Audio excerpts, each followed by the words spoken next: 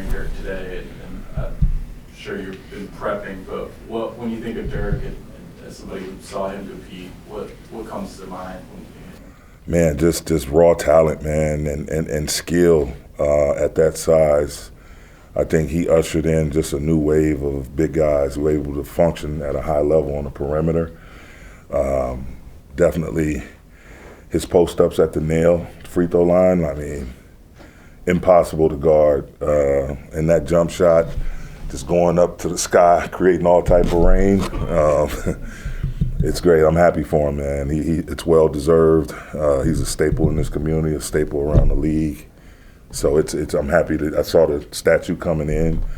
Perfect, one leg, lean back, fade away.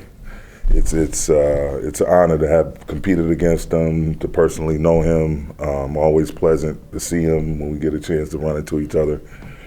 I'm just honored to have been able to compete against him and be in this building and to witness all of that. So I'm very, very happy for him. Did your one-legged fadeaway ever make it to? No, my hammer play did though. The hammer play, bro. Don't sleep on me. Don't sleep on me, Kyle. I got some of Dirk's fingerprints right here from the follow-through though. I caught a couple of those bullets.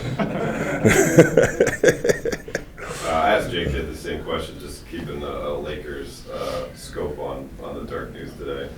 So Sunday, we'll have a ceremony like this in Los Angeles honoring Kobe Bryant. What image comes to mind for you that you could see as a statue for Kobe? Man, it's so many. Just him standing there with that follow-through, man. Like those game-winning follow-throughs. And I mean, just everything he brought to the game, and God rest his soul, just the impact he made, and his ability to transition to something a whole different discipline, with his books and his documentaries, and just to see how comfortable the things he was doing in finance, just to see how smoothly he transitioned in all those different things, and walked away totally comfortable with where he left the game and his participation in it individually. He's someone that's sorely missed, him and Gigi. Darvin, looking at tonight, how's Thomas's shoulder? He wasn't on the injury report. It's good, yeah, he's good. He'll be available. The defensively, what are the bigs? You've seen them now for a week or so without AD. What do they need to do better at the rim? I just think being disciplined, active, alert, active, and disciplined. It's our verticality in terms of contesting shots at the rim, something we worked on, obviously, due to schedule reasons. We hadn't had a chance to practice, but that's something, that we work on and shoot arounds and whatnot.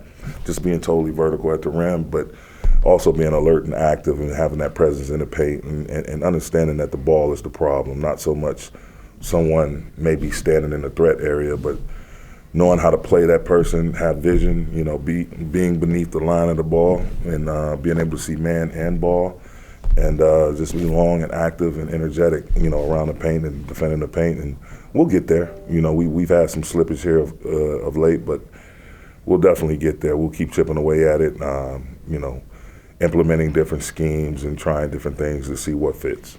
You guys had a little clarity, or gave us a little clarity, I guess, on AD. How is he doing?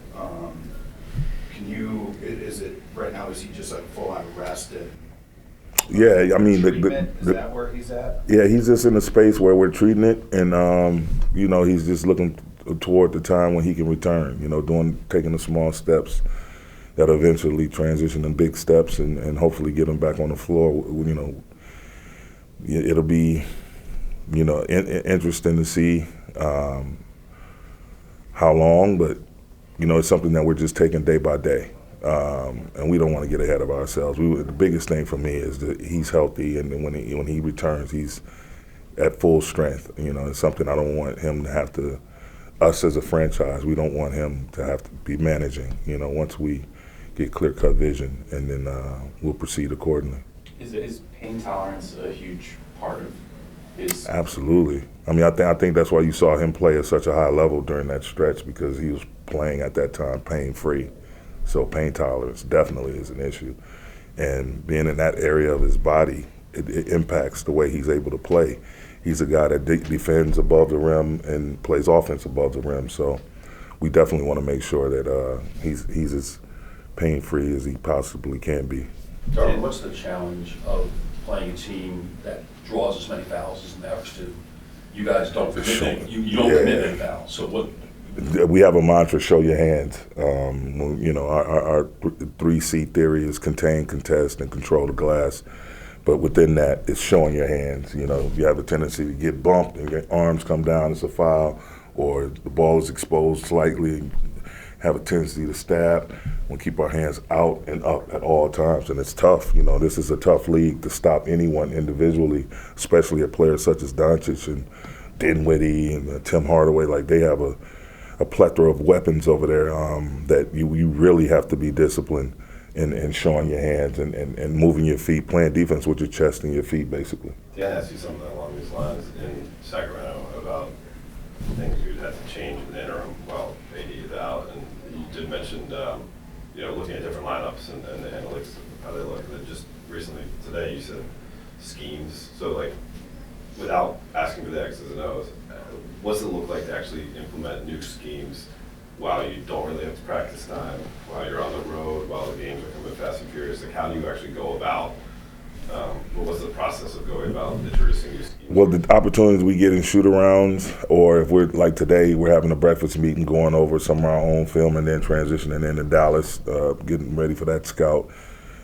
We put tape down in the ballroom, and we'll walk through them in that regard and talk through the rotations coming out of say, a blitz or a switch, and when a small switches onto a big guy and he gets rolled to the post. Like, we touch all of that in our walkthrough, and our players, they're pretty good about having good carryover once we've talked it out, and we open up the floor to suggestions and questions and see what fits and what makes sense and try to implement it to the best of our ability. For it to actually take hold, though, I imagine you got a chance to do it, and then you got a chance to get tape of you doing it and show that, right? So absolutely. There's a process to put. Totally. Yeah. So without the practice floor, a lot of times the first and second quarter of your practice time and trying to do something like that. So, and it's not just us. I was just talking to Coach Clifford with Charlotte the other day, and he was saying that he was sharing the same sentiments. Like, the schedule, we're playing such a schedule, and the way you're being moved around the country, it's a challenge for sure. And make no mistake about it, no one's complaining about working in the NBA. Don't get me wrong in that regard, but it's definitely a challenge. When you're on the road and you have back-to-backs or 3 and 4 nights or 4 and 6 nights. Like, it's you have to really be tactful and trying to figure out ways to get your team better on the fly. Coach, what is it like to game plan against Luka? It's a nightmare. We don't have the answer. We only can try to disrupt him and make it as difficult as possible. But his size, I think people really don't get. Watching him from home on the TV, you don't really get a sense of how big he really is. And for him to dominate the ball as much as he does with that skill set, he can score at all 3 levels. But his size, man, it's a handful. He's definitely a handful. Darvin, I know you're full on with scheming and trying to win this game, but the LeBron-Luka matchups have often been pretty compelling and resulted in some good games. Do you feel like these kind of head-to-heads between an all-time great and the guy who most think is going to be an all-time great is going to be something that maybe in the future you look back on as kind of special? That's why they scheduled it on Christmas Day. Definitely going to be special, brother. And to be a part of it, I'm thrilled. Man, I got the best seat in the house. Thanks, Coach. Thank you. Thanks,